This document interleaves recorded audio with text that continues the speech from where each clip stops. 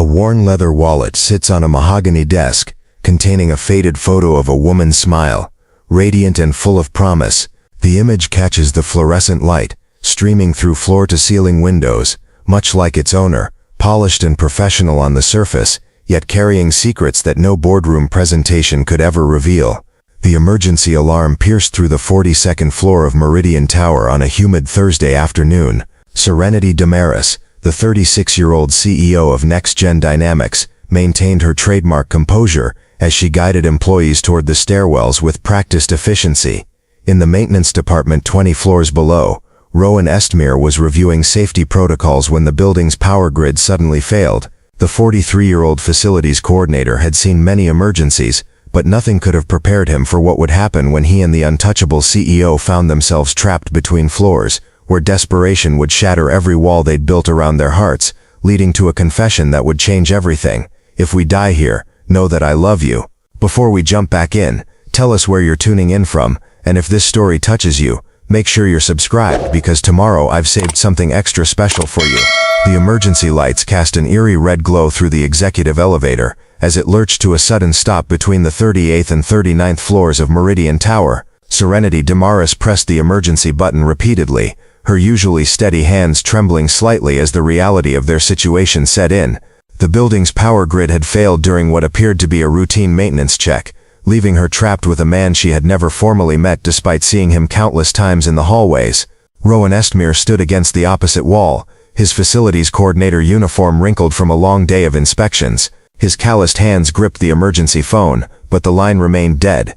The silence between them stretched uncomfortably as both processed their predicament. Outside they could hear the distant sounds of emergency vehicles, but inside their metal box suspended in space they were utterly alone. "The backup generators should kick in within 15 minutes, Rowan said, his voice steady despite the circumstances. He had dealt with building emergencies before, but never while trapped with the company's notoriously private CEO. Serenity nodded, straightening her tailored blazer as if preparing for a board meeting rather than acknowledging their potential peril. "I'm sure you're right," she replied, though her voice carried a slight tremor. The confined space felt smaller by the minute, and memories she had spent years suppressing began to surface. The walls seemed to close in, triggering something deep and primal within her carefully constructed composure. Rowan noticed her breathing had become shallow and rapid. Years of caring for his teenage daughter Iris had taught him to recognize the signs of panic, even when someone was trying to hide it. "Are you claustrophobic?" he asked gently, moving slightly closer but maintaining a respectful distance. Serenity's laugh came out sharp and brittle. "Among other things," she admitted, surprising herself with the honesty. She had built her entire career on projecting strength and control, yet here she was, vulnerable in front of a man whose first name she had only just learned from his badge. The elevator shuddered slightly, causing both of them to instinctively reach for the walls. In that moment, their eyes met properly for the first time. Rowan saw past the CEO facade to something raw and frightened underneath. Serenity glimpsed a kindness in his brown eyes that she hadn't encountered in her corporate world for years. "Tell me about your daughter," Serenity said suddenly, desperate for distraction. She had seen the photo on his badge, a smiling teenager with bright eyes and an infectious grin. "Iris, isn't it?" Rowan's entire demeanor softened at the mention of his daughter. "She's 15, brilliant, and currently convinced that she's going to revolutionize marine biology," he said with evident pride. "Ever since she was small, she's been fascinated by ocean life. Our apartment is filled with books about coral reefs and deep-sea creatures." "That's remarkable," Serenity said, and she meant it. "Most teenagers are more interested in social media than saving the ocean." She paused, remembering her own teenage years spent in libraries, hiding from foster families who never quite understood her drive to succeed. "Iris is different," Rowan continued, his voice warming as he spoke about his daughter. "She lost her mother when she was 8, and somehow channeling that grief into caring for other living things became her way of healing. She volunteers at the aquarium every weekend, and has already been accepted to several marine biology summer programs." The mention of loss hung in the air between them. Serenity felt something twist in her chest, a recognition of shared pain that she rarely allowed herself to acknowledge. "I'm sorry for your loss," she said quietly. "Losing someone that important must have been devastating for both of you." Rowan studied her face, noticing how her professional mask had slipped further. "It was, but we found ways to support each other through it. Iris taught me that healing doesn't mean forgetting. It means learning to carry love instead of just pain." Before Serenity could respond, the elevator lurched again, this time more violently. The emergency lights flickered, plunging them into complete darkness for several terrifying seconds before the dim illumination returned. Serenity's sharp intake of breath echoed in the small space, and without thinking, Rowan moved closer. "Hey, it's okay," he said softly. "The cable systems have multiple backups. We're safe, just stuck." His presence, solid and calm, anchored her spiraling thoughts. "What about you? Do you have family worried about you right now?" The question hit harder than Serenity expected. "No," she said simply, then felt compelled to elaborate. "I mean, there are people who depend on me professionally, but no one who would notice if I didn't come home tonight." The admission hung between them, raw and honest in a way that surprised them both. Rowan felt his heart clench at her words. He recognized the particular type of loneliness that came from success built on solitude. "That must be difficult," he said carefully, "being responsible for so many people's livelihoods while having no one to share the weight of that responsibility." Serenity laughed, but there was no humor in it. "I chose this life," she said, "built it deliberately. Actually, dependencies and attachments just create weaknesses, opportunities for disappointment." She touched the small pendant at her throat unconsciously, a nervous habit she'd developed years ago. "Iris would disagree with you about that," Rowan said gently. "She says that the strongest ecosystems are the ones with the most connections. The coral reefs she studies survive because everything is interconnected, supporting each other." "Your daughter sounds wise beyond her years," Serenity admitted. "I used to think like that, before I learned that connections could be severed without warning." She caught herself revealing too much, and attempted to rebuild her professional demeanor. But Rowan had already seen past the facade. "What happened to you?" he asked simply, his voice carrying no judgment, only gentle curiosity. The question hung in the air as the elevator creaked softly around them. Serenity stared at the floor numbers above the door, watching them remain stubbornly unchanged. In the red glow of the emergency lighting, with nowhere to run and no meetings to escape to, she felt the walls she had spent decades building begin to crack. "I was 12 when my parents died in a car accident," she said finally, her voice barely above a whisper. "One day I had a family who loved me, and the next day I was alone in a system that saw me as a burden to be managed." She looked up at Rowan, surprised by the compassion in his eyes. "I learned very quickly that counting on people was a luxury I couldn't afford." Rowan understood now why she had built such careful distance around herself. "But you've created something incredible," he said, gesturing toward the elevator doors that represented the empire she had built. "NextGen Dynamics has revolutionized how buildings integrate sustainable technology. Thousands of people have jobs because of your vision. Success is a poor substitute for connection," Serenity said, surprising herself with the admission. "But it's safer. Achievements can't abandon you the way people can." The elevator shuddered once more, and this time the lights went out completely. In the absolute darkness they could hear each other breathing, two strangers suspended between floors and between the lives they had built, and the vulnerabilities they rarely acknowledged. "Rowan," Serenity's voice was smaller now, the CEO authority stripped away by darkness and fear. "I'm here," he said immediately. "I'm not going anywhere." 2 hours passed in the darkness before emergency lighting flickered back on, casting everything in that same unsettling red glow. Serenity had spent those hours in the corner, knees drawn up, methodically working through breathing exercises she had learned in therapy years ago. The confined space had awakened memories she usually kept locked away, and now they demanded attention. "Better?" Rowan asked, noting how her posture had relaxed slightly when the lights returned. He had remained quietly supportive during her panic, offering steady conversation when she needed distraction and comfortable silence when words felt like too much. "Marginally," Serenity admitted, straightening her blazer once again. But the careful facade felt thinner now, less sustainable in their shared predicament.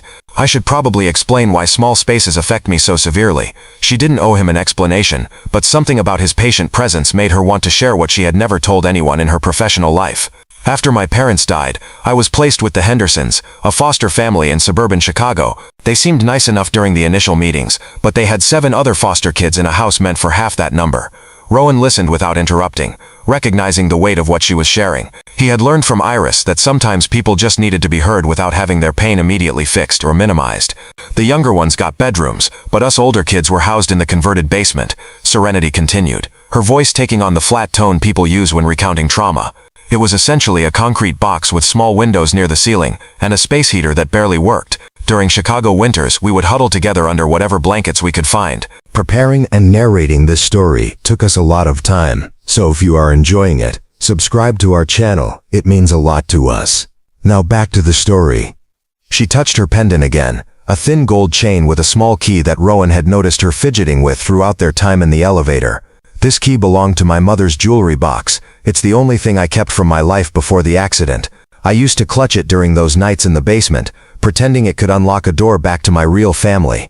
"How long were you there?" Rowan asked gently. 2 years. I was brilliant academically, but emotionally I was falling apart. The social workers kept promising it was temporary, that they were looking for a more suitable placement, but suitable families don't typically want angry 12-year-olds who have trust issues and night terrors. Serenity shifted position, trying to find comfort in the cramped space. The Henderson house had rules about basement access. We weren't allowed upstairs except for meals and supervised homework time. If you misbehaved, you lost upstairs privileges entirely. I once spent 4 days straight in that basement because I had questioned why the older kids received smaller meal portions. Rowan felt anger rising in his chest at the injustice she had endured, but he kept his expression neutral. Getting upset on her behalf wouldn't help her process these memories.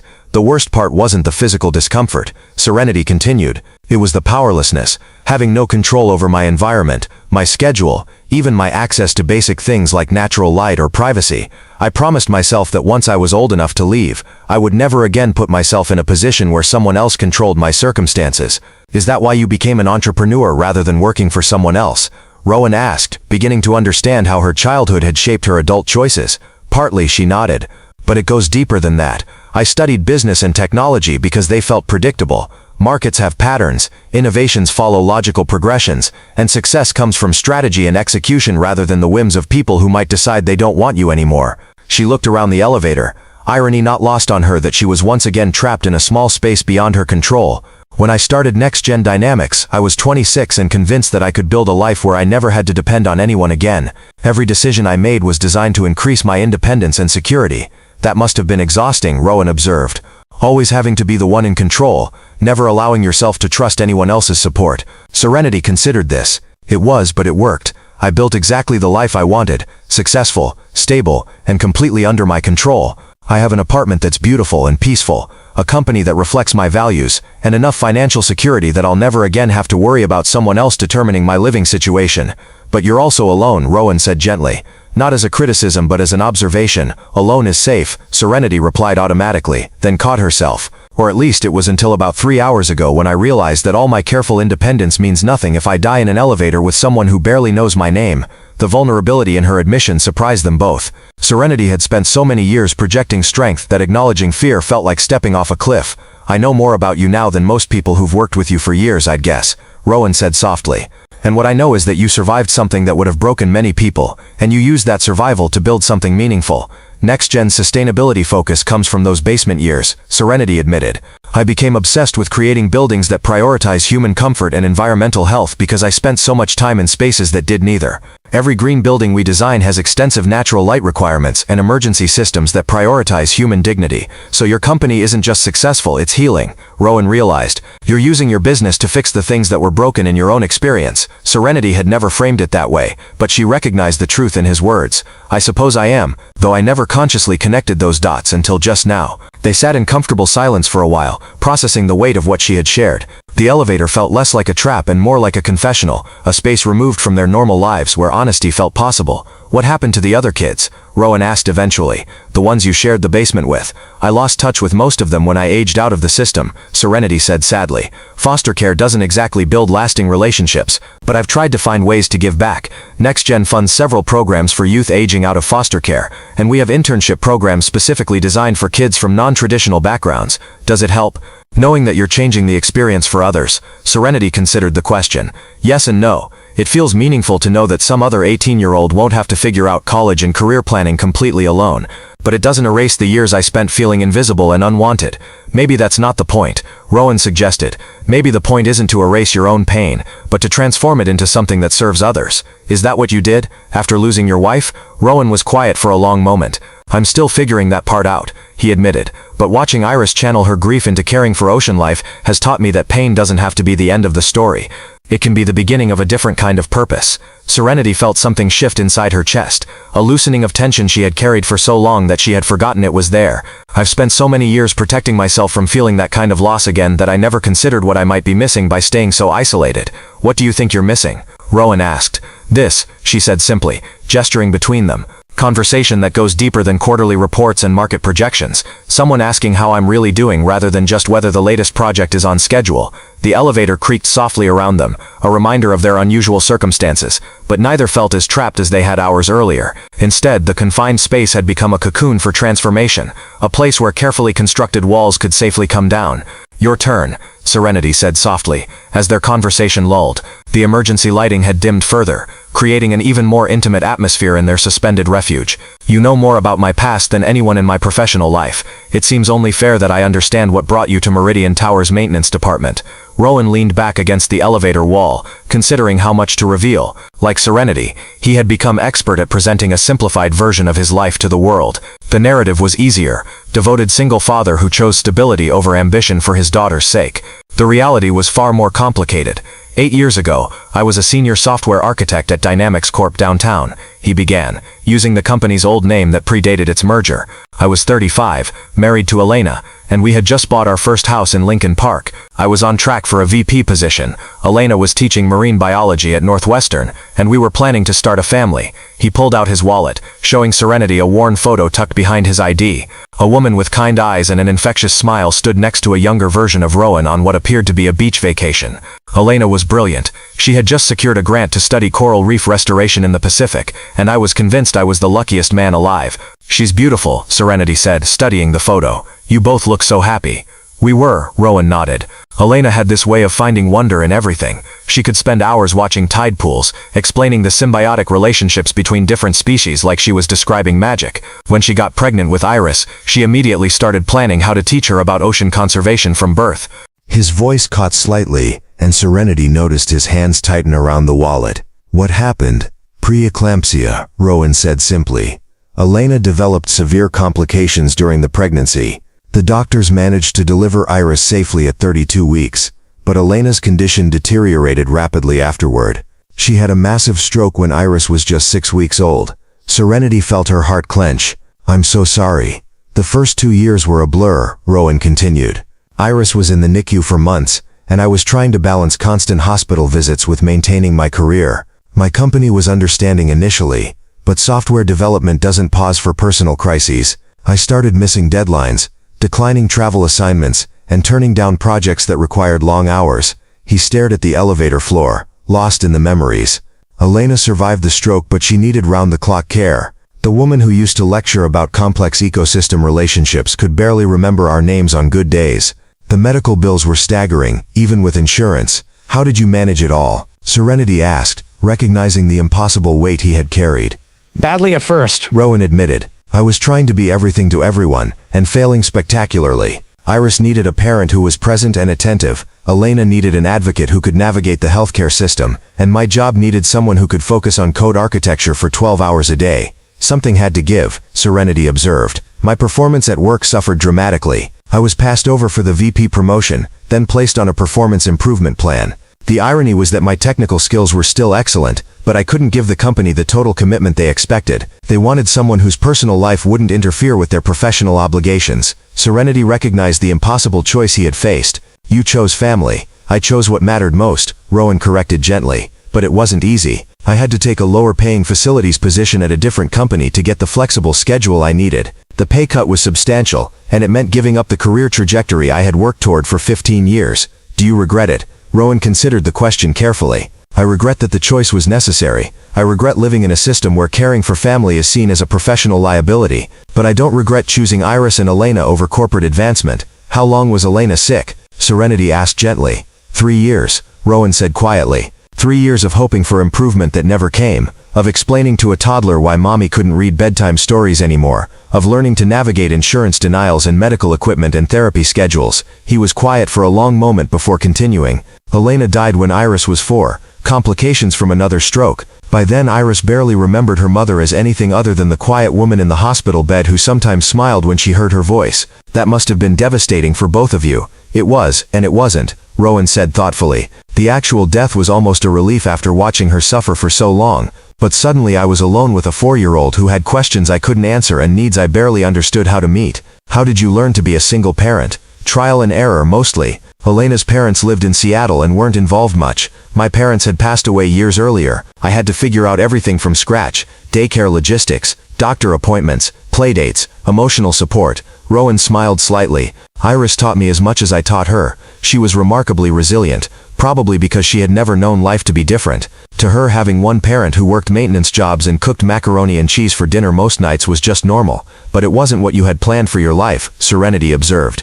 Nothing about my life went according to plan, Rowan agreed. But I discovered things about myself I never would have learned otherwise. I found out I was good at braiding hair, that I could function on 4 hours of sleep for months at a time, and that there's a particular kind of satisfaction in solving practical problems that make people's daily lives better. Is that why you stayed in facilities management, even after Iris got older? Partly, but I also realized I genuinely enjoyed the work. Software architecture is intellectually challenging, but building maintenance affects real people in immediate ways. When I fix a heating system, families stay warm that night. When I ensure elevator safety systems work properly, people get home to their loved ones. Serenity felt a pang of recognition. You found meaning in taking care of people. I found meaning in taking care of things that take care of people, Rowan corrected. It's different from direct caregiving, but it serves the same purpose. I make sure the infrastructure works, so that other people can focus on their important relationships and meaningful work. Do you ever miss the intellectual challenge of software development? Sometimes, Rowan admitted, but I've found other ways to stay intellectually engaged. I help Iris with her advanced science projects. I read extensively about building systems and energy efficiency, and I've actually been developing some ideas for integrating smart technology into facilities management. Really? What kind of ideas? Rowan's face lit up slightly. Predictive maintenance systems that use IoT sensors to identify problems before they cause emergencies. Imagine if this elevator malfunction could have been predicted and prevented days ago based on subtle changes in motor performance or cable tension. That's actually brilliant, Serenity said, her business mind immediately recognizing the potential. Building owners would pay significant money for that kind of predictive capability. I've been sketching out concepts in my spare time, Rowan said, then caught himself. Not that I have much spare time with Iris's school schedule and activities. Tell me about her, Serenity said. What's she like now? Rowan's entire demeanor softened. She's 15, whip-smart, and absolutely determined to save the ocean. She inherited Elena's passion for marine biology, and has somehow managed to avoid the teenage angst that most of her classmates are experiencing. That's remarkable. Most teenagers are more interested in social media than environmental conservation. Iris is different. She volunteers at the Shed Aquarium every weekend. She's already been accepted to 3 different marine biology summer programs, and she's currently working on a research project about microplastics in Lake Michigan. She sounds exceptional. She is, Rowan said with evident pride, but she's also just a normal teenager who likes terrible pop music and spends too much time on her phone. The difference is that she has a sense of purpose that most kids her age haven't discovered yet. Where do you think that came from? Losing Elena taught her that life is fragile and precious, Rowan said thoughtfully. She channels that understanding into protecting things that can't protect themselves. It's her way of honoring her mother's memory while building something positive from loss. Serenity felt something shift in her understanding. She learned to transform grief into purpose. Exactly. And she's taught me that healing doesn't require forgetting or moving on. It requires finding new ways to carry love forward. 6 hours into their confinement, Serenity had removed her blazer and high heels, sitting cross-legged on the elevator floor in a way that would have scandalized her board of directors. Rowan sat across from her, their earlier formality completely abandoned. The emergency lighting had stabilized, casting everything in a warm amber glow that felt almost cozy despite their circumstances. I should probably tell you something, Serenity said, her voice carrying a note of nervousness that hadn't been there before. I've been having panic attacks since we got trapped, but they're not just about the confined space.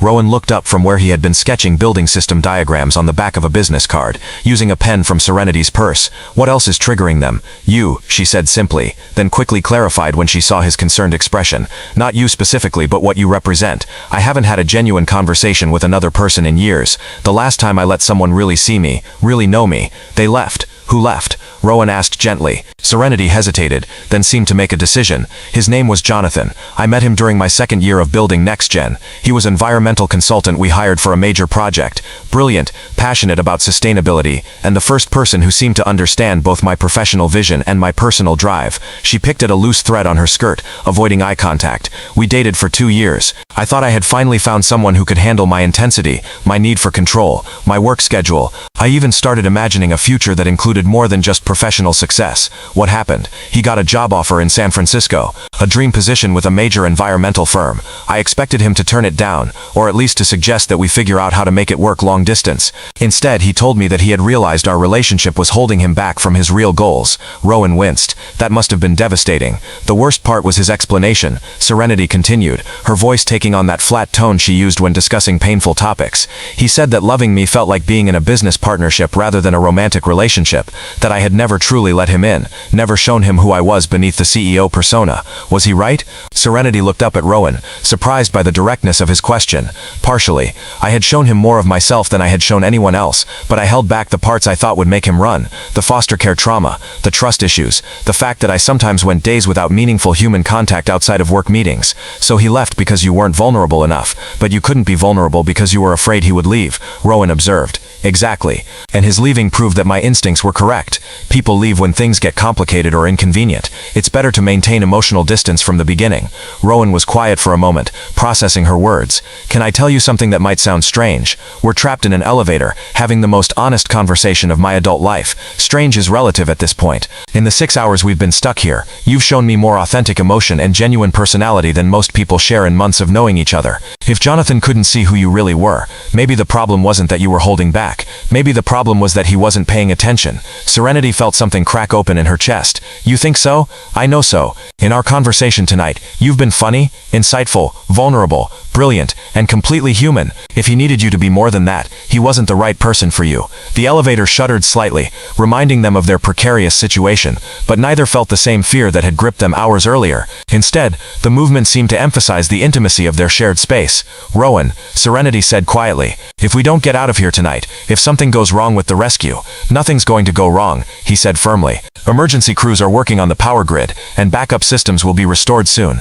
But if something does happen, she persisted, I want you to know that tonight has been the most meaningful conversation I've had in years. You've reminded me what it feels like to be seen as a person, rather than just a position. Rowan felt his heart rate increase. Serenity, I'm serious, she continued, leaning forward slightly. I've spent 8 years building walls to protect myself from exactly this kind of connection, and in one evening, you've managed to show me what I've been missing. The moment stretched between them, heavy with unspoken possibility. Rowan found himself studying her face in the amber light, noting how different she looked with her hair slightly mussed and her professional armor set aside. She looked younger, softer, but somehow stronger too. You've done the same for me, he admitted. I've been so focused on being everything Iris needs that I forgot I might need things too. Adult conversation, intellectual challenge, someone who understands the weight of responsibility. What are we doing? Serenity asked, but her tone suggested she already knew the answer. I think we're connecting, Rowan said simply, in a way that neither of us expected or planned for. Before either could second-guess the moment, the elevator lurched violently downward.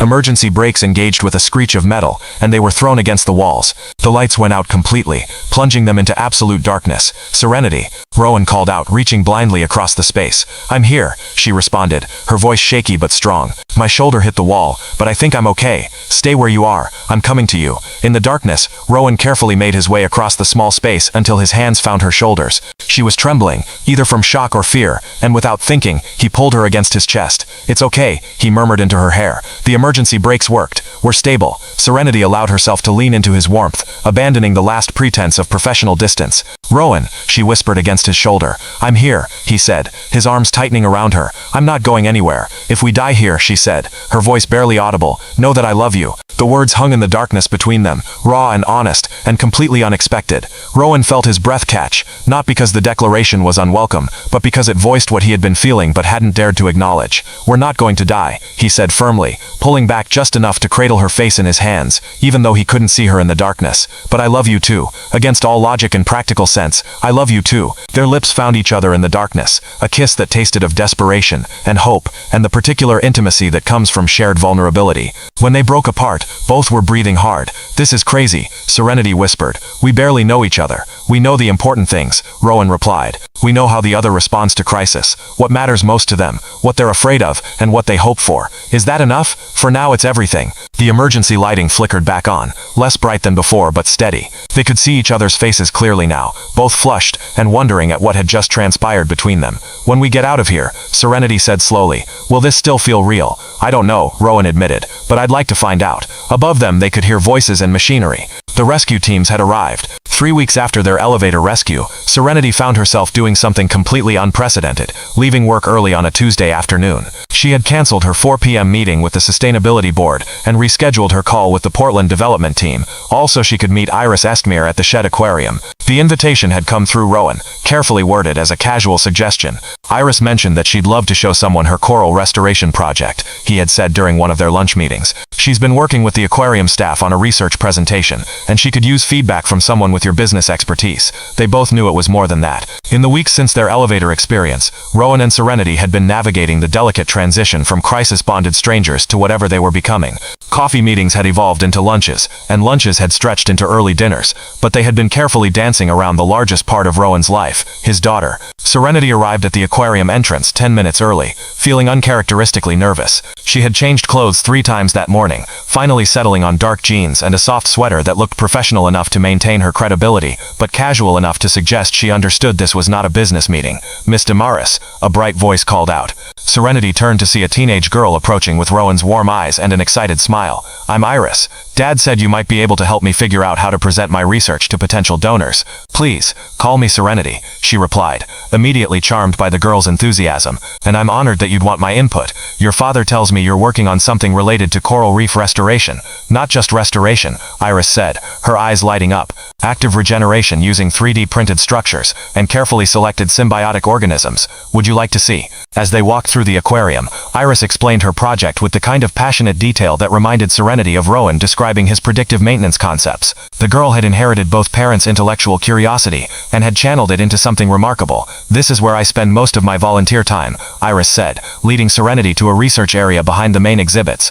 "The aquarium staff has been amazing about letting me use their lab space for my project." The setup was impressive. Several tanks containing different experimental coral structures, detailed charts tracking growth rates and symbiotic relationships, and a computer workstation where Iris had been documenting her findings. "Walk me through it," Serenity said, settling onto a stool beside the tanks. "Explain it like I'm someone who wants to fund your research but doesn't understand the science." Iris grinned, clearly delighted to have an engaged audience. "Okay, so the problem with traditional coral restoration is that it's really slow and often unsuccessful. We try to transplant existing coral to areas that have been damaged, but the transplants often don't survive because the environment that killed the original coral is still there." She pointed to one of the tanks containing what looked like geometric structures covered in colorful growth. "My approach is different. Instead of transplanting existing coral, I'm using 3D printed calcium carbonate structures that mimic the complexity of natural coral skeletons but are designed specifically for the environmental conditions of the restoration site." "That's brilliant," Serenity said, and she meant it. "You're essentially creating custom habitat that's optimized for success, rather than hoping natural structures will adapt." "Exactly," Iris said, clearly thrilled that Serenity understood immediately. "And because I can control the structure design, I can create spaces that are perfect for specific symbiotic relationships. Different coral species need different types of algae partners, and different algae need different light conditions and water flow patterns." Serenity studied the tanks more carefully, noting the meticulous data collection and the obvious success of several experimental structures. "This isn't just a science fair project, is it? This is real research with real applications. The aquarium thinks it could be scaled up for actual restoration projects," Iris said proudly. "I'm presenting to a panel of marine biologists next month, and if they approve it, I might be able to publish the results." "At 15? Serenity asked, impressed. "Age doesn't matter if the science is solid," Iris said with a maturity that reminded Serenity of herself at that age. "Though it doesn't hurt that Dr. Martinez, the head of marine research here, knew my mom. She's been really supportive of my work." The mention of Elena created a brief pause in their conversation. Serenity had been wondering how to navigate the presence of Rowan's late wife in their developing relationship,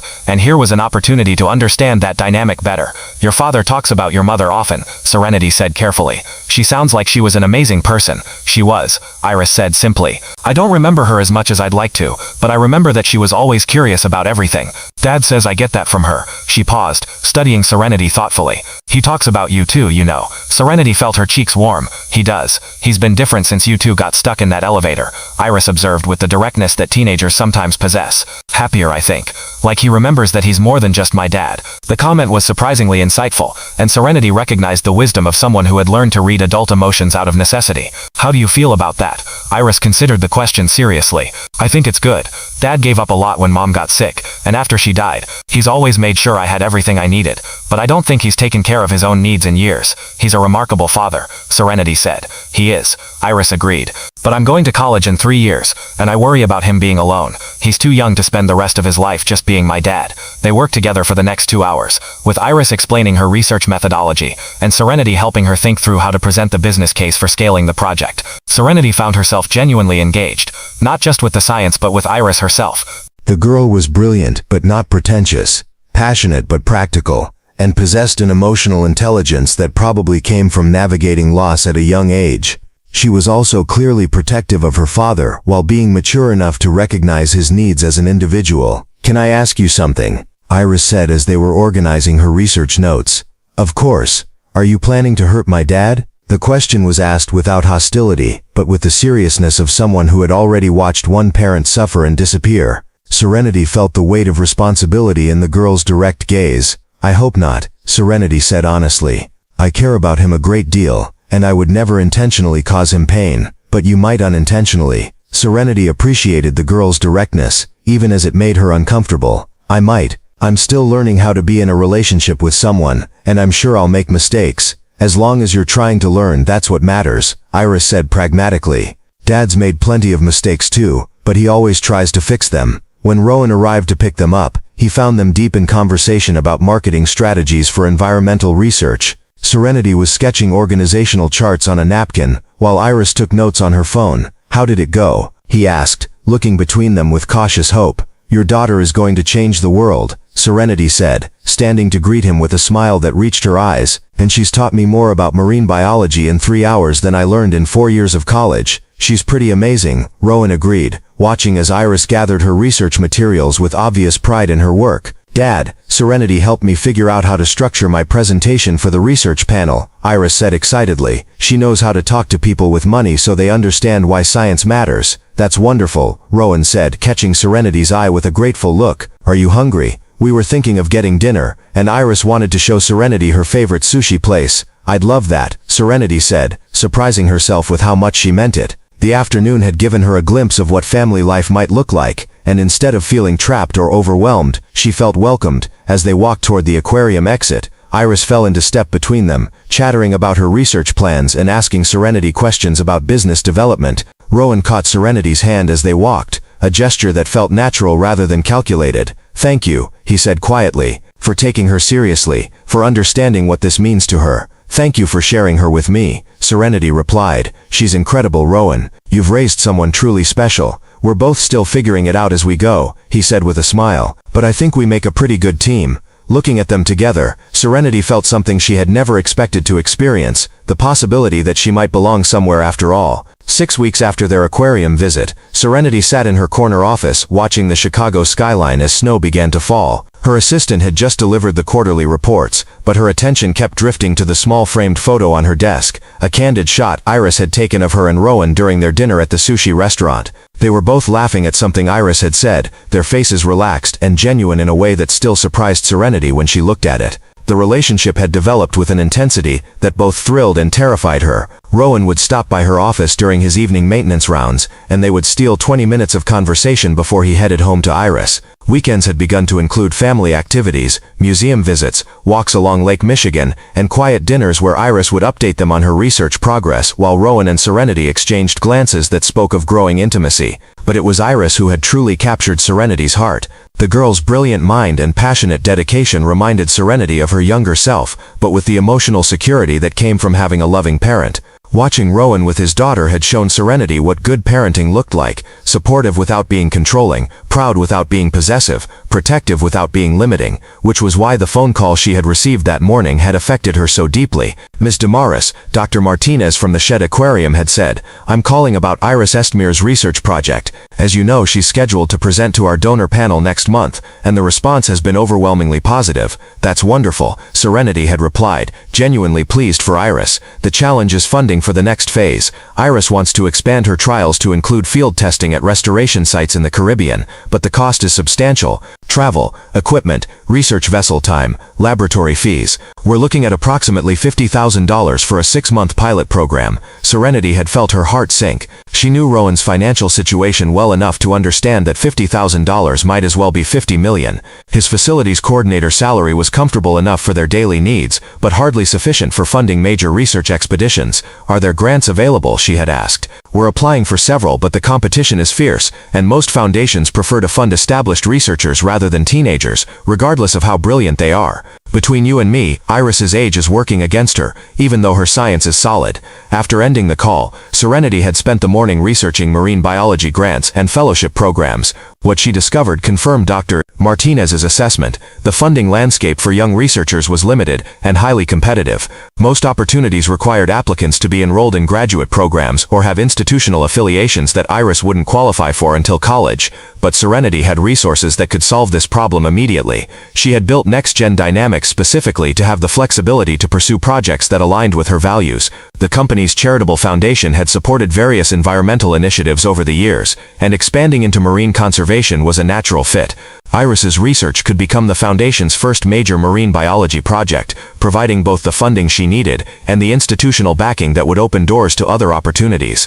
The more Serenity thought about it, the more perfect the solution seemed. Iris would get to pursue her research without the family facing financial strain. Rowan would see his daughter achieve her dreams, and NextGen would be associated with groundbreaking environmental work. Everyone would benefit. She spent the afternoon working with her foundation director to structure the grant properly. They designed it as a competitive fellowship specifically for promising young marine biologists, with Iris as the inaugural recipient. The program would provide full funding for research projects, mentorship from established scientists, and pathways to publication and conference presentation. We'll announce it as the Elena Estmere Memorial Fellowship for Young Marine Biologists, Serenity told her foundation director. Named after a Northwestern professor who dedicated her career to coral reef research. That's a beautiful tribute, the director agreed. Should we coordinate the announcement with Dr. Martinez at the aquarium? Let me handle the initial communication, Serenity said. I want to make sure the family understands the significance of the opportunity. That evening, Serenity waited for Rowan to finish his maintenance rounds, planning to share the news when he stopped by her office. She had rehearsed the conversation carefully, emphasizing the competitive nature of the fellowship and the alignment with NextGen's environmental mission. She wanted to present it as a professional opportunity rather than personal charity. When Rowan arrived, he looked tired but pleased to see her. "How was your day?" he asked, settling into the chair across from her desk that had become his usual spot. "Productive," Serenity said, barely able to contain her excitement. "I have some news that I think you and Iris are going to love."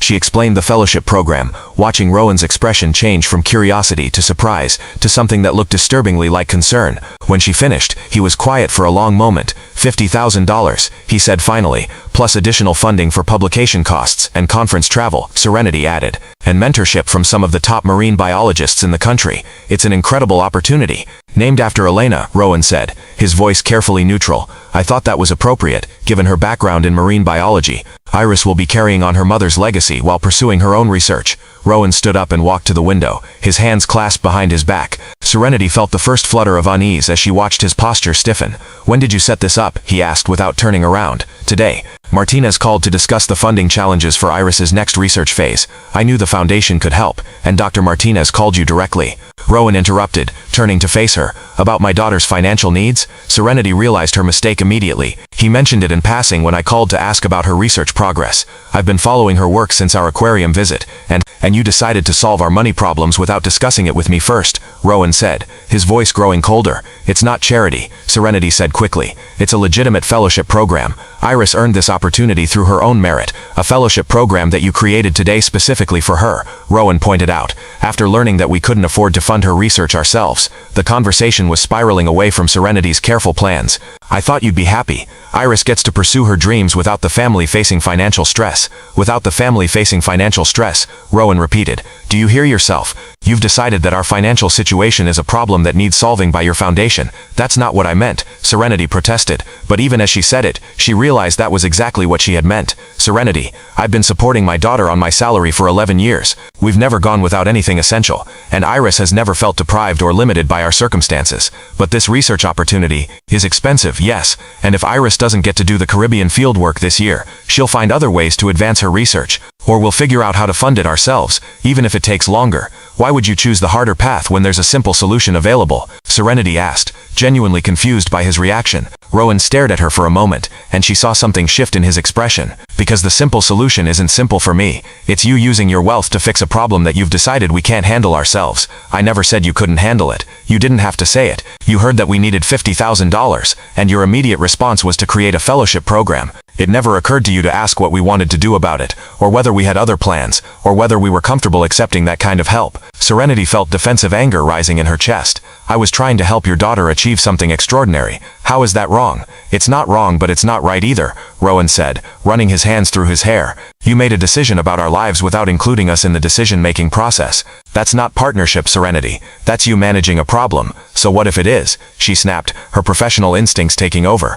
I'm good at solving problems. I saw a situation that needed fixing, and I fixed it. Iris gets her research funding. You don't have to stress about money, and everyone wins. Everyone except me, Rowan said quietly. Because now every time Iris achieves something with this research, I'll know it was possible because my girlfriend decided I was too poor to provide for my daughter's dreams. The word girlfriend hung between them, highlighting how undefined their relationship still was despite its intensity. They had been carefully avoiding labels, but the crisis had forced the issue into the open. That's not fair, Serenity said. Your worth as a father has nothing to do with your ability to fund expensive research projects. Tell me honestly, Rowan said, moving closer to her desk. When Dr. Martinez told you about the $50,000 cost, what was your first thought? Serenity hesitated, knowing the truth would hurt him, but unable to lie. I thought about how much that amount means to your family versus how little it means to mine. Right, you thought about our limitations instead of our capabilities. You saw a problem that money could solve, and you solved it the way you solve all your problems, by taking control and managing the outcome. Is it so wrong that I don't want to watch someone I care about struggle with something I could easily fix? Yes, Rowan said firmly, because struggle isn't always something that needs fixing. Sometimes it's how people build strength and independence and pride in their achievements. Serenity felt tears threatening, which only increased her frustration. I don't understand why you're angry about something that helps Iris. I'm angry because you went behind my back to my daughter's research mentor, and then created a $50,000 solution without once asking me how I felt about it, Rowan said. I'm angry because you've known me for 2 months, and you think you understand our financial situation well enough to intervene. I know that $50,000 would be difficult for your family to manage, Serenity said. Difficult, yes. Impossible, no. I have savings, Serenity. I have investment accounts and retirement funds that could be accessed if necessary.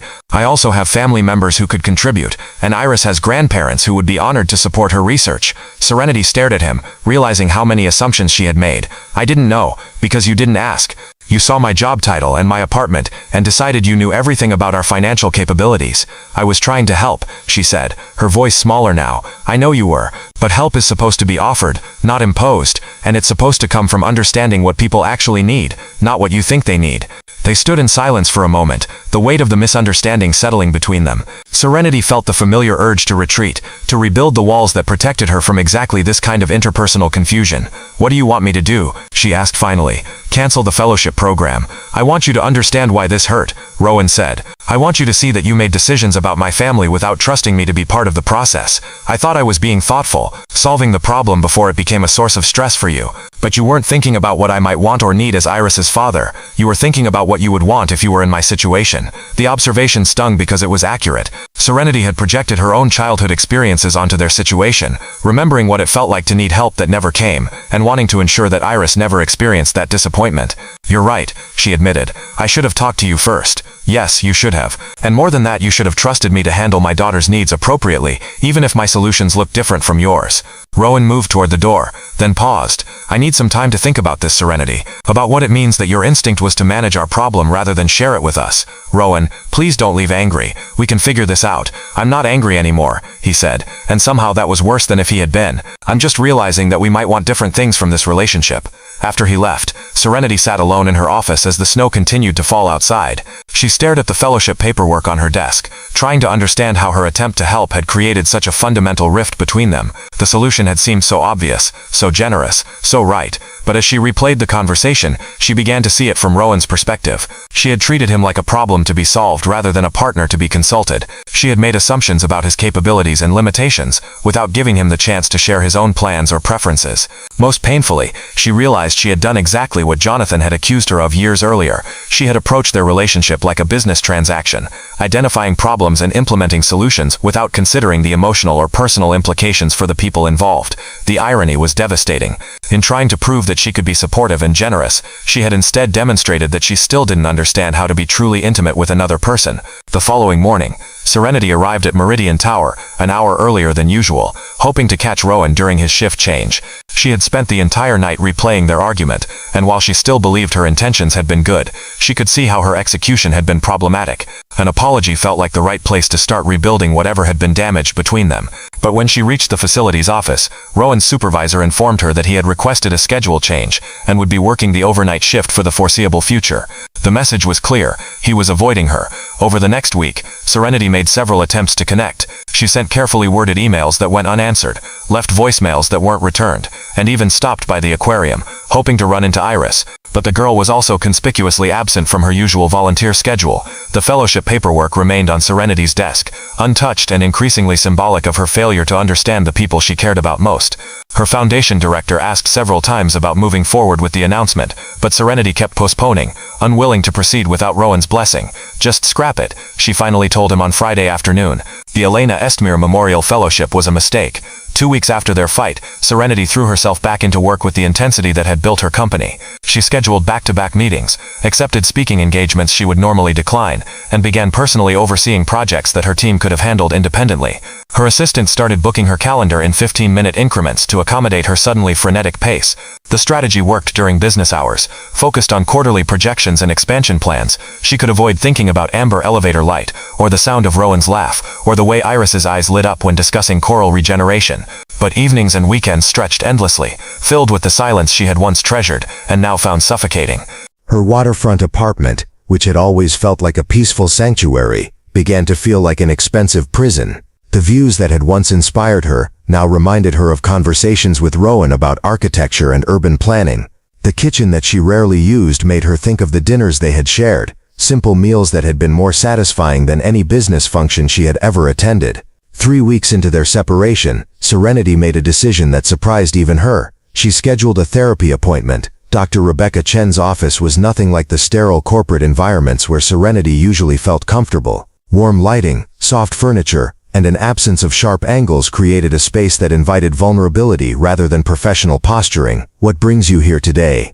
Dr. Rebecca Chen asked, settling into her chair with the patient attention that good therapists cultivate. "I'm having trouble understanding why someone I care about is angry with me for trying to help," Serenity said, then caught herself. "Actually, that's not accurate. I understand why he's angry. I'm having trouble accepting that his anger is justified. Tell me about what happened." Serenity explained the fellowship situation, trying to present both perspectives fairly while still struggling with her belief that her solution had been objectively good for everyone involved. "It sounds like you approached his daughter's funding need the same way you might approach a business problem," Dr. Chen observed. "Exactly. I identified the challenge, developed a solution, and implemented it efficiently. In business, that's considered excellent management, but this wasn't a business situation." "No," Serenity admitted. "It was personal. But I still don't understand why a good outcome achieved through efficient means is somehow problematic." Dr. Chen was quiet for a moment, then asked, "How do you think Rowan felt when he learned about the fellowship?" "Grateful, I assumed. His daughter gets to pursue her research dreams without financial stress. What else might he have felt?" Serenity considered the question reluctantly. "Embarrassed, maybe. That I knew about their financial limitations. What else?" "Diminished," she said slowly. "Like I didn't trust him to handle his own family's needs. And how might that connect to his role as a father?" The insight hit Serenity with uncomfortable clarity. Being a good provider is part of how he defines himself as a parent. By solving the funding problem myself, I inadvertently suggested that he wasn't capable of providing for his daughter's opportunities. How do you think that felt for him? Awful, Serenity realized, like I was treating him as inadequate rather than as a partner. "And how did you approach the situation when he expressed these concerns?" Serenity winced, remembering her defensive response. "I focused on the logical benefits of my solution rather than acknowledging his emotional experience." "That's a pattern worth exploring," Dr. Chen suggested gently. "This tendency to prioritize outcomes over process, solutions over collaboration." The session continued for another 40 minutes, with Dr. Chen helping Serenity identify the ways her childhood trauma had shaped her adult relationships. The foster care system had taught her that survival depended on self-reliance and emotional independence. Love felt dangerous because it created opportunities for abandonment. Control felt safer than vulnerability, but control also creates distance, Dr. Chen pointed out. It's difficult to build intimate relationships when you're managing other people's experiences rather than sharing them. "So what do I do now?" Serenity asked. "Rowan won't talk to me, and I'm not sure I blame him. What would acknowledging his perspective look like beyond just understanding it intellectually?" Serenity thought about this for several days after the session. Understanding Rowan's viewpoint was different from accepting it, and accepting it was different from knowing how to repair the damage she had caused. Meanwhile, the absence of both Rowan and Iris created a void in her daily routine that she hadn't anticipated. She realized how much she had begun to look forward to their conversations, how their presence had begun to feel essential rather than simply pleasant. A month after their fight, Serenity was working late when her assistant knocked on her office door. "There's a delivery for you," she said, setting a small package on Serenity's desk. Inside was a handwritten note from Iris and a small glass pendant shaped like a coral structure. The note was brief but devastating in its thoughtfulness. Dear Serenity, I heard about the fellowship program you created. I wanted you to know that even though Dad says we can't accept it, I understand why you wanted to help. Thank you for believing in my research. I hope you and Dad can work things out because I miss talking to you about science and business. This pendant is from my first successful coral growth experiment. I wanted you to have it. Love, Iris. Serenity held the pendant up to the light, watching it cast rainbow patterns across her office walls. The gesture was so thoughtful, so generous despite the awkwardness of the situation, that it made her fully understand what she had lost. It wasn't just Rowan she missed. It was the family they had been tentatively building together, the sense of belonging that had begun to develop between them. Iris's note made clear that the girl had been as invested in their relationship as the adults, and that its loss affected her too. That night, Serenity sat in her apartment wearing Iris's pendant and looking at the photo from their sushi dinner. For the first time in her adult life, she allowed herself to fully feel the weight of loneliness, not as a chosen state of independence, but as a consequence of her inability to trust and collaborate with people who cared about her. She thought about calling Rowan, but realized that apologies and explanations wouldn't be enough. The problem wasn't just her handling of the fellowship situation. The problem was her fundamental approach to relationships, her instinct to manage rather than to share, to solve rather than to support. If she wanted to rebuild what they had lost, she would need to become someone capable of true partnership. That transformation couldn't happen overnight, and it couldn't be accomplished through willpower alone. The next morning, Serenity called Dr. Chen to schedule regular weekly appointments. 6 weeks into therapy, Serenity sat in Dr. Chen's office, describing a dream that had been recurring since her separation from Rowan. I'm back in the elevator, but this time I'm alone, she said. The lights keep going out, and every time they come back on, the space has gotten smaller. I keep pressing the emergency button, but instead of connecting me to help, it plays recordings of conversations I've had with people I've pushed away. What do the conversations say? Different things. Jonathan telling me I never let him see who I really was. Foster parents explaining why I was being transferred to another home. Rowan saying that I don't know how to be a partner. Serenity paused, remembering the emotional weight of the dream. But the worst part is that the voice on the emergency phone is mine, telling me that I'm safer alone. What do you think this dream represents? That I've spent my whole life building smaller and smaller spaces where I can feel in control, but the cost is increasing isolation, Serenity said. And that part of me still believes the isolation is preferable to the risk of being hurt or rejected. Dr. Chen nodded encouragingly. You've been working on identifying these patterns for several weeks now. How does it feel to recognize them so clearly? Terrifying and liberating at the same time, Serenity admitted. Terrifying because it means acknowledging how many relationships I've damaged or avoided. Liberating because understanding the pattern feels like the first step toward changing it. Through therapy, Serenity had begun to understand how her response to childhood trauma had shaped her adult relationships. The foster care system had taught her that love was conditional and temporary, that people would abandon her when she became inconvenient or difficult. Her solution had been to become indispensable through achievement while remaining emotionally unavailable. I turned myself into a professional success story because successful people don't get abandoned for being burdens, she told Dr. Chen during one session.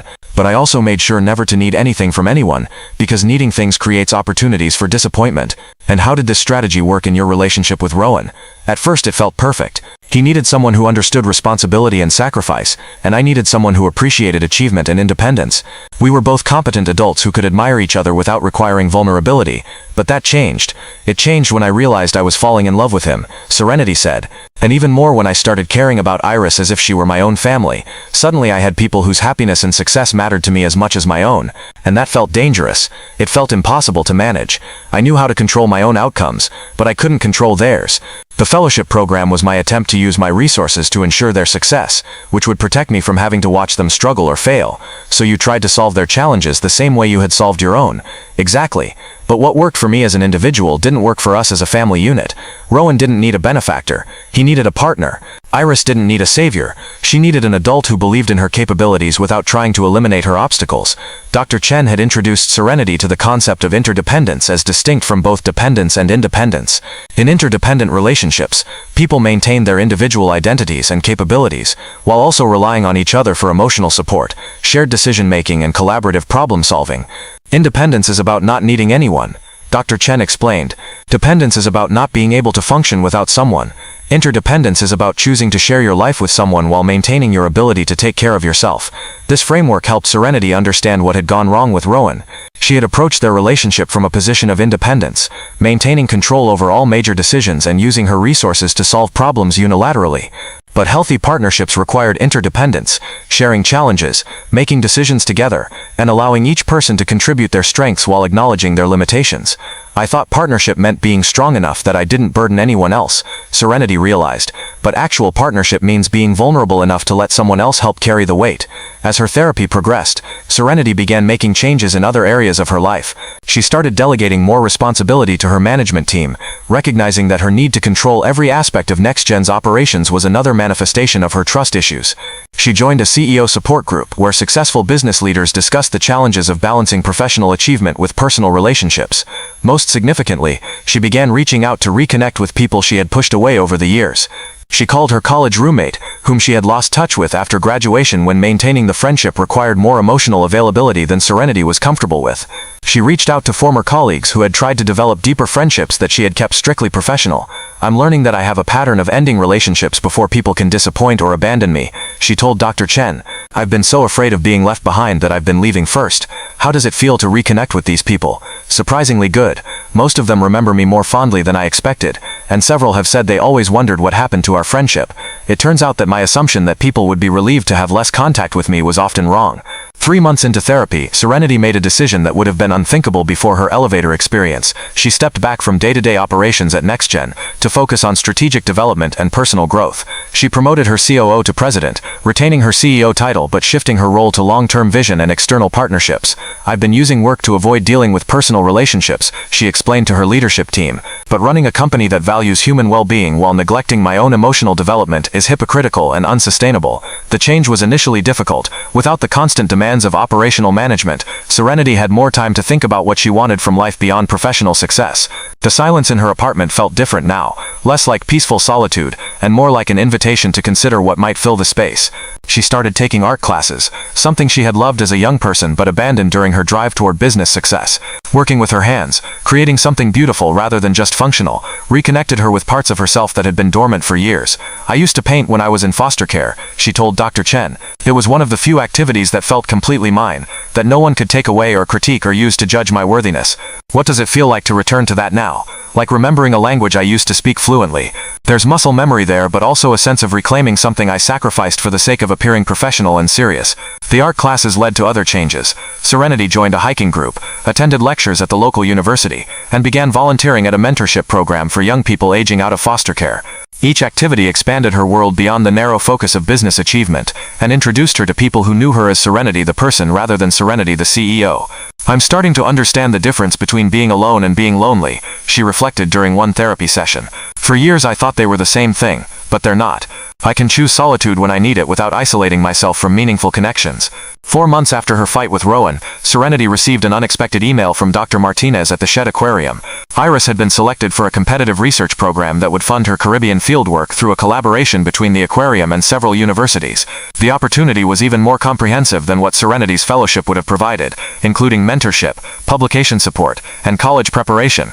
I thought you'd want to know that Iris achieved her research goals through her own merit, Dr. Martinez wrote. She's an exceptional young scientist, and she's learned that persistence and creativity can overcome financial limitations. Reading the email, Serenity felt a complex mix of emotions: joy for Iris's success, pride in the girl's determination, and a deeper understanding of what Rowan had been trying to tell her months earlier. Iris hadn't needed Serenity to solve her funding challenge. She had needed the opportunity to solve it herself, developing resilience and resourcefulness in the process. I robbed them of the chance to handle their own crisis, Serenity realized during her next therapy session. Not because they couldn't manage it, but because watching them struggle felt too difficult for me. What would you do differently now? I would ask how I could support them rather than assuming I knew what they needed. I would offer resources while respecting their autonomy to make decisions about their own lives, and if they had chosen to struggle rather than accept help, I would have to trust their judgment and be available for support without trying to control the outcome. This insight marked a turning point in Serenity's therapy. She began to understand that love sometimes meant allowing people to face their own challenges, offering support without removing agency, and trusting that the people she cared about were capable of handling their own lives. I thought protecting people from difficulty was how you showed love, she told Dr. Chen. But actually, believing in people's ability to handle difficulty is much more loving. As winter melted into spring, Serenity found herself thinking often about Rowan and Iris, wondering how they were doing, and whether Iris was excited about her upcoming research opportunity. She had kept the coral pendant on her desk as a reminder of the connection they had shared and the mistakes she had made, but now instead of the pendant representing loss and regret, it had become a symbol of possibility. If she had learned to approach relationships relationships differently. If she had developed the capacity for true partnership rather than well-intentioned management, maybe she could find a way to rebuild what had been damaged. The question was whether Rowan would be willing to give her that chance. 5 months after their separation, Serenity was leaving her art class when her phone buzzed with an unexpected call from Dr. Martinez at the Shed Aquarium. She almost didn't answer, unsure whether she was ready for news about Iris's research program, but something in her gut told her to pick up. "Serenity, I'm sorry to call so late," Dr. Martinez said, his voice tight with stress. "We have a situation with Iris's research presentation tomorrow, and I wasn't sure who else to contact." "What's happened?" Serenity asked, immediately alert. The primary investor for her Caribbean research program, the Henderson Foundation, had a major financial scandal break this afternoon. Their entire grant program is being suspended pending investigation. Iris is supposed to present to their board tomorrow morning, but now there's no funding to present for. Serenity felt her heart sink. How is she handling it? Not well. She's been working for weeks preparing this presentation, and Rowan is beside himself trying to figure out alternatives. The timing couldn't be worse. Most other funding cycles closed months ago. Serenity's first instinct was immediate and familiar. She could solve this. Her foundation could step in, provide the funding, ensure that Iris's opportunity wasn't lost due to circumstances beyond her control. The solution was obvious and well within her capabilities. But then she caught herself, remembering months of therapy discussions about the difference between helping and managing, between supporting and controlling. "Dr. Martinez, does Iris know you're calling me?" "No, but I thought maybe your foundation could." "I can't make funding decisions without talking to Iris and Rowan first," Serenity interrupted gently. "But I'd like to help if there's a way to do that appropriately." "Where are they now?" "At the aquarium." Iris wanted to practice her presentation one more time, even though it feels pointless now.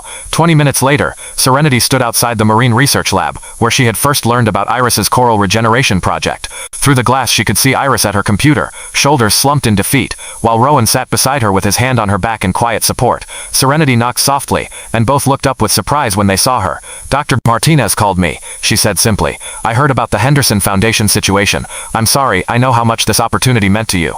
Iris's eyes filled with tears. 6 months of work, and now it's all for nothing. "It's not for nothing," Serenity said, moving into the lab but maintaining a respectful distance. "Your research is solid, and your presentation will be excellent regardless of who's in the audience." Rowan watched her carefully, clearly surprised by her presence but not unwelcoming. "We'll figure something out," he said. "There are other funding sources." "I know you will," Serenity agreed. "You always do. But I wanted to ask if there's any way I could help with tomorrow's presentation specifically." "What do you mean?" Iris asked. "Well, you've prepared an amazing presentation that showcases groundbreaking research. Instead of canceling it just because the Henderson Foundation can't attend, what if we found other people who should see your work?" Serenity looked at Rowan, making sure he was comfortable with where this was heading. "I know several environmental foundation directors, marine biology department heads, and corporate sustainability officers who would be fascinated by your coral regeneration research. If you're open to it, I could make some calls and see if anyone would be interested in attending tomorrow's presentation." "You would do that?" Iris asked. "Only if you and your dad think it's a good idea," Serenity said carefully. "I don't want to impose or take over your opportunity, but if you'd like me to help expand your audience, I'd be honored to support your presentation that way."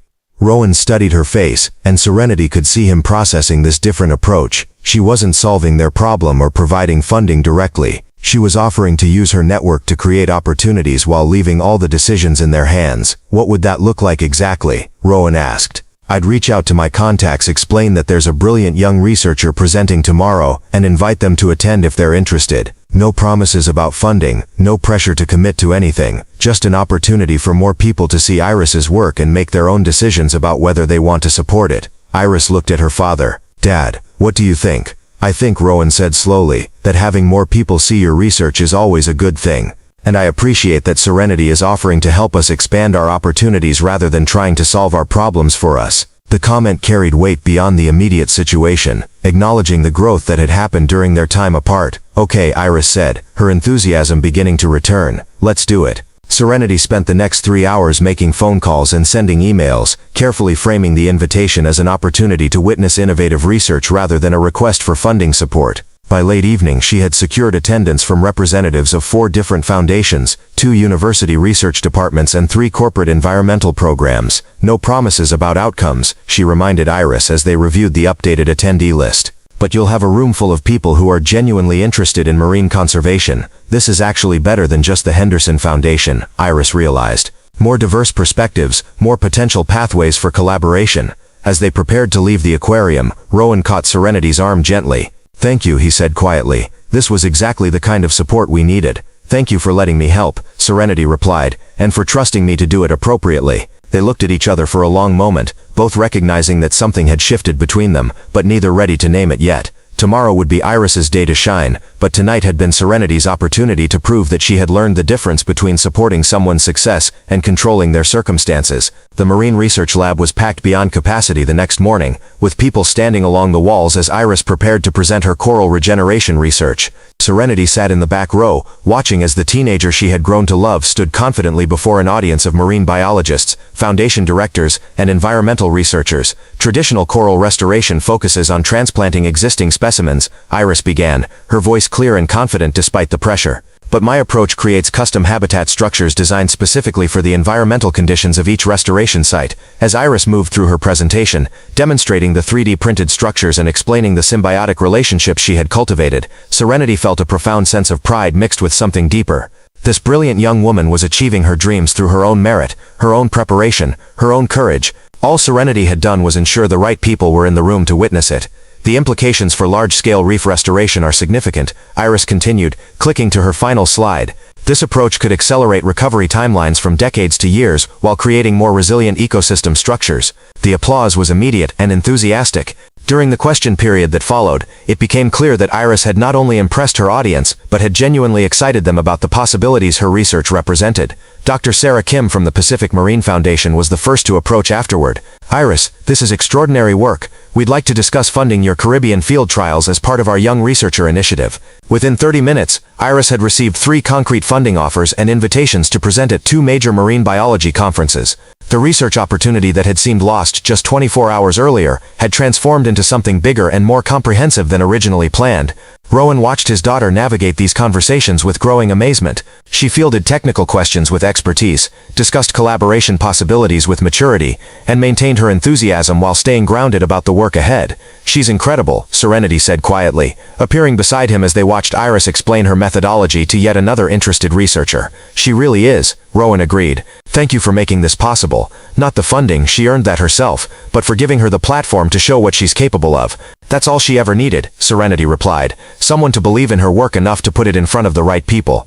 They stood together in comfortable silence, watching as Dr. Martinez introduced Iris to representatives from Northwestern University's marine biology program. The girl who had spent years volunteering at tanks and conducting research in a small lab was now being treated as a peer by established scientists. Serenity, Rowan said, turning to face her fully. We should talk. I know, she replied. When you're ready. I'm ready now. They found a quiet corner of the aquarium's main gallery, surrounded by the gentle sounds of water and the soft lighting that made everything feel dreamlike. Other visitors moved past them, but they created their own intimate space in the midst of the public setting. I've been thinking about us, Rowan began, about what happened and what I've learned since then. I've been thinking too, Serenity said. And learning. I started therapy after our fight. Really, I realized that my problem wasn't just how I handled the fellowship situation. My problem was that I didn't know how to be in a relationship with someone without trying to manage their experience. Rowan nodded slowly. I've been learning things too, about how my pride sometimes gets in the way of accepting help, even when it's offered with genuine love. I should have talked to you first, Serenity said. About the fellowship, about Iris's funding needs, about everything. I was so focused on solving the problem that I forgot you were supposed to be my partner in approaching it, and I should have recognized that your impulse to help came from caring about us, not from thinking we were incapable, Rowan replied. I let my insecurities about providing for Iris cloud my judgment about your intentions. They were quiet for a moment, watching a school of fish move in synchronized patterns through the tank beside them. What you did yesterday, Rowan continued, the way you supported Iris's presentation without taking over or trying to control the outcome, that showed me you understand the difference now. I'm still learning, Serenity admitted, but I want to learn. I want to figure out how to be part of a family without losing myself or trying to manage everyone else. Is that what you want? Rowan asked. To be part of our family? Serenity felt tears threaten, but they were good tears this time. More than anything, if you'll have me. Rowan reached into his pocket and pulled out something small and familiar, the yarn bracelet Iris had made months earlier, the one that was supposed to replace Serenity's broken silver bracelet. Iris wanted me to give this to you, he said. She said it represents the connections that hold people together even when they're not perfect. Serenity accepted the bracelet with shaking hands, slipping it onto her wrist alongside her mother's repaired silver chain. Tell me this isn't too late. It's not too late, Rowan said, pulling her into his arms. If anything, we're just getting started. 1 year later, Serenity stood in the newly opened Estmere Center for Young Environmental Scientists, a collaboration between NextGen Dynamics and the Shed Aquarium. Iris was presenting her published research to a group of middle school students, her confidence and expertise evident in every gesture. The ocean needs young scientists who think differently, Iris was saying, who see problems as opportunities, and who aren't afraid to try new approaches. Rowan appeared beside Serenity, slipping his arm around her waist as they watched his daughter inspire the next generation of researchers. He wore a new title now, Director of Facilities Innovation at NextGen, where his predictive maintenance systems had revolutionized building management efficiency. Any regrets? He asked quietly. Serenity looked around the center, filled with young people asking eager questions about marine biology and environmental conservation. She thought about the journey that had brought them here, from a trapped elevator, to separation, to this moment of shared purpose and genuine partnership. None, she said, touching both bracelets on her wrist. We rose from the ashes, just like my mother always said we could. All of us, Rowan agreed, watching as Iris fielded questions with the kind of joy that comes from pursuing your true passion. Together. Outside the center's floor-to-ceiling windows, Lake Michigan stretched toward the horizon, its depths holding mysteries that future scientists would discover. But inside, surrounded by the family they had built through choice and commitment, and the willingness to keep trying, Serenity finally understood what it meant to be truly home. Up next, you've got 2 more standout stories right on your screen. If this one hit the mark, you won't want to pass these up. Just click and check them out. And don't forget to subscribe and turn on the notification bell so you don't miss any upload from us.